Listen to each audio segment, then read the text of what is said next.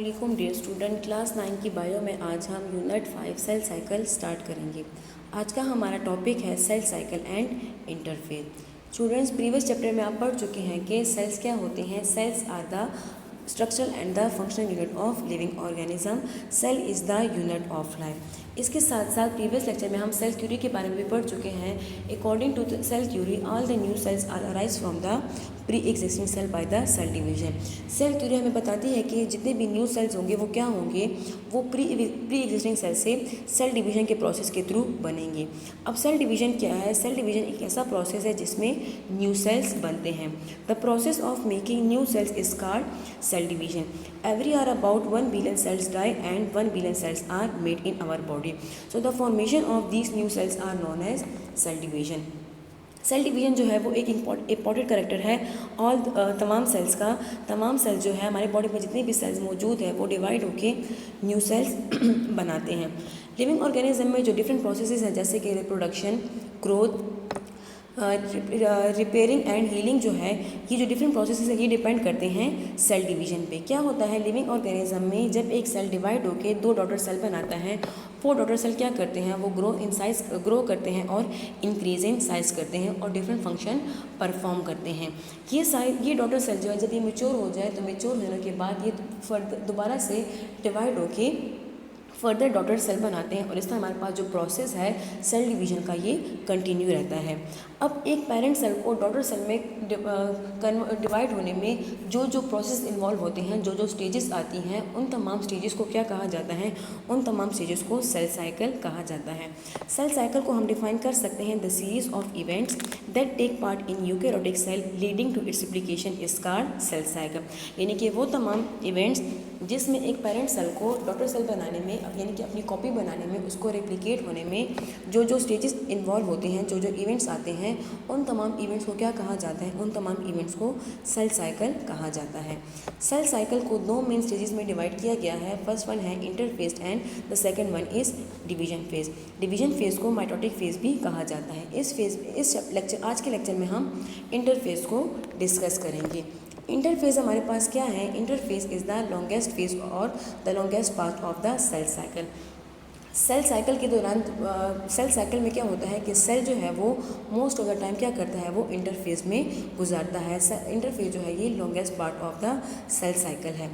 It is also known as resting phase, but cell is not at rest, cell is not dividing but are active. Interphase को resting phase भी कहा जाता है। Resting phase इसलिए इसको कहा जाता है क्योंकि इस फेज में सेल जो है वो डिवीजन नहीं करते, वो डॉटर सेल नहीं बनाते, लेकिन सेल जो है वो मेटाबॉलिकली एक्टिव होते हैं, वो डिफरेंट फंक्शन परफॉर्म करते हैं। इंटरफेस के दौरान क्या होता है, सेल जो है वो खुद को सेल डिवीजन के लिए प्रिपेयर करता है, सेल ग्रो करता है, साइज़ को इंक्रीज़ करता है और साथ साथ डिफरेंट स्ट्रक्चर्स को बनाता है। इंटरफेस को फर्दर 3 स्टेजेस में, सब फेजेस में डिवाइड किया गया है। G1 phase, G1 phase, S phase and G2 phase. 1 by 1 इनको डिस्कस करते हैं। सबसे पहले आते हैं G1 फेज की तरफ। G1 फेज को गैप फेज भी कहा जाता है और इसको ग्रोथ फेज भी कहा जाता है। G1 phase is the longest sub phase of the interphase. Interphase का जो सबसे लॉन्गेस्ट फेज है वो कौन सा है? वो G1 फेज है। पेरेंट सेल जब डिवाइड होकर डॉटर सेल बनाते हैं तो डॉटर सेल डिवीजन के बाद क्या होते हैं, वो G1 फेज में इंटर हो जाते हैं। G1 फेज में क्या होता है, daughter cells grow and increase in size. Daughter cell grow करते हैं और साइज को इंक्रीज करते हैं। इसके साथ साथ डिफरेंट केमिकल स्ट्रक्चर जो है वो सेल्स में आते हैं। सेल जो है वो डिफरेंट स्ट्रक्चर्स को सिंथेसाइज करता है। जैसे कि सेल जो है G1 फेज में प्रोटीन फॉर्मेशन करता है, ऑर्गेनेली फॉर्मेशन करता है। प्रीवियस चैप्टर में हम डिफरेंट ऑर्गेनेलीज के बारे में पढ़ चुके हैं, जैसे कि क्लोरोप्लास्ट, माइटोकॉन्ड्रिया, राइबोसोम्स वगैरह। तो ये डिफरेंट ऑर्गेनेल्स जो है किस फेज़ में बनती है, ये G1 फेज़ में बनती है। इसके अलावा जो एंजाइम्स होती हैं, एंजाइम्स भी G1 फेज़ में होते हैं और जो RNA सिंथेसिस है वो भी G1 फेज़ में होती है। RNA जो है हमारे पास 3 टाइप्स के हैं, ribosomal RNA, transfer RNA and messenger RNA। ये RNA हमारे पास किस फेज़ में बनते हैं, ये G1 फेज़ में बनते हैं। G1 फेज़ के बाद सेल क्या करते हैं, S फेज़ में इंटर होते हैं। S फेज़ को सिंथेसिस फेज़ भी कहा जाता है। इस फेज़ में क्या होता है कि DNA सिंथेसिस होती है और साथ में क्रोमोसोम की डुप्लीकेशन भी होती है।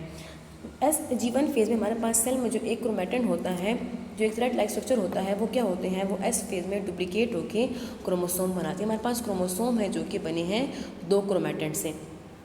ये जो आम थ्रेड लाइक स्ट्रक्चर, हमारे पास क्रोमेटिन है, दो क्रोमेटिन मिलके एक क्रोमोसोम बनाते हैं। क्रोमोसोम हमारे पास क्या है, ये हमारे पास प्रोटीन और डीएनए से मिलकर बने होते हैं। जो सेंटर होता है जिसमें दो क्रोमेटिन आपस में मिलते हैं, इनको सेंट्रोमेयर कहा जाता है। तो एस फेज में replication of chromosomes and replication of DNA occur. Third हमारे पास जो इंटरफेज है वो हमारे पास है G2 फेज। G2 फेज जो है वो shortest part of the interphase है, हमारे पास शॉर्टेस्ट फेज है। इसमें क्या होता है, cell grows larger in size and prepare itself for the cell division. Cell जो है वो फर्दर ग्रो करते हैं, फर्दर लार्ज साइज़ को इंक्रीज़ करते हैं और ख़ुद को सेल डिवीजन के लिए प्रिपेयर करते हैं। इस सेल में मज़ीद सिंथेसिस ऑफ प्रोटीन होती है जो कि सेल डिवीजन के लिए रिक्वायर होते हैं। यानी कि इस फेज़ में स्पिंडल फॉर्मेशन होती है और सेंट्रियोल रिप्लिकेशन होती है। स्पिंडल फाइबर्स हमारे पास क्या है, स्पिंडल फाइबर हमारे पास एक प्रोटीन है जो कि सेल डिवीजन के लिए रिक्वायर होते हैं। स्पिंडल फाइबर्स क्या करते हैं, सेल डिवीजन के दौरान डॉटर सेल में क्रोमोसोम्स की इक्वल डिस्ट्रीब्यूशन करते हैं। सेंट्रियोल्स क्या है, सेंट्रियोल्स हमारे पास प्रोटीन है जो कि स्पिंडल फाइबर्स की फॉर्मेशन करते हैं। तो ये था हमारे पास इंटरफेज। इंटरफेज में क्या होते हैं, सेल जो है वो खुद को सेल डिवीजन के लिए प्रिपेयर करता है, इसमें डिफरेंट स्ट्रक्चर्स बनते हैं। अब स्टूडेंट हमारे पास एक और फेज़ है जिसको G0 फेज़ कहा जाता है। बहुत सारे सेल ऐसे होते हैं जो कि G1 फेज़ में के बाद वो G0 फेज़ में चले जाते हैं। हमारे बॉडी में कुछ इस तरह के सेल होते हैं, जब वो ड्यूरिंग डेवलपमेंट एक मरतबा बन जाए तो वो G1 फेज़ के बाद क्या होते हैं, G0 फेज़ में चले जाते हैं। G0 फेज़ में क्या होते हैं, सेल जो है वो रेस्टिंग पोजीशन में होते हैं, यानी कि वो जो है मेटाबॉलिकली एक्टिव होते हैं, वो डिफरेंट फंक्शन परफॉर्म करते हैं, लेकिन वो डिवीजन नहीं करते, वो सेल डिवीजन में मेयोटिक फेज़ में नहीं जाते। यानी कि इनमें रेप्लिकेशन नहीं होती, इनमें हीलिंग नहीं होती। इस तरह के सेल जब एक बार ख़त्म हो जाए, एक बार डैमेज हो जाए तो वो दोबारा से नहीं बनते। जिस तरह के हमारे पास G0 फेज़ में जो सेल जाते हैं उनमें हमारे पास शामिल है नर्व सेल। नर्व सेल क्या करते हैं, G1 फेज़ के बाद वो G0 फेज़ में चले जाते हैं। ये मैच्योर हो, ये जब एक मरतबा बन जाए तो दोबारा से नहीं बनते, दोबारा से ये रेप्लिकेशन नहीं करते। इसके अलावा कुछ और सेल्स भी हैं, जिसके किडनी सेल और नर्व सेल भी हैं, ये भी टेम्परेरी G0 फेज़ में चले जाते हैं। अब कुछ इस तरह के भी सेल हैं जो कि G0 फेज़ में इंटर नहीं होते, जो through out of the life क्या करते हैं, सेल डिवीजन करते हैं। ऐसे सेल्स को एपिथेलियल सेल्स कहा जाता है। एपिथेलियल सेल हमारे पास स्किन सेल में मौजूद होते हैं। ये क्या करते हैं, ये सेल डिवीजन को through out of the life continue रखते हैं। आपने नोट किया होगा कि हमारे जो नर्व सेल होते हैं, जब इनको एक मरतबा डैमेज हो जाए तो दोबारा से नहीं बनते। क्यों नहीं बनते, क्योंकि हमारे पास डिवीजन नहीं होती, ये हमारे पास G0 फेज़ में चले जाते हैं।